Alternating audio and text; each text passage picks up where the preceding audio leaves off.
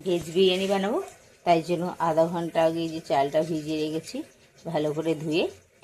এরপরে হচ্ছে বাড়িতে পাতা পনির কালকে রাত্রে পেতেছিলাম এবং সুন্দর সেট হয়ে গেছে।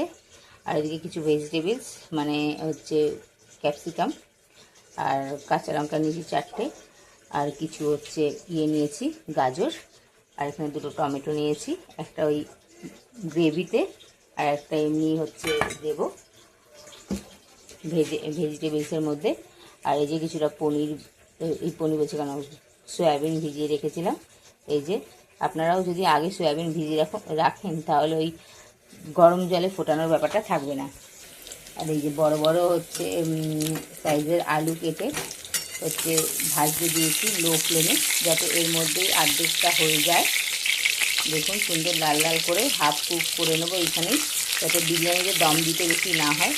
দেখুন প্রায় হয়ে গেছে, দেখুন ইয়েটা ঢুকে যাচ্ছে, আরও এখনও হবে, আর বাদ বাকিটা হচ্ছে বিরিয়ানির মধ্যে দমে সিদ্ধ হয়ে যাবে। বেরেস্তা করে রেখেছি, এটা হচ্ছে আমি দিয়ে বাঁধাকপি দিয়ে বানিয়েছি। আপনারা পেঁয়াজ দিয়েও বানাতে পারেন, কিন্তু পেঁয়াজেরটা হচ্ছে অনেকে আমিষ ভাবে, তাই জন্য নিরামিষ, তাই আমি বাঁধাকপি দিয়ে বেরেস্তাটা বানিয়েছি।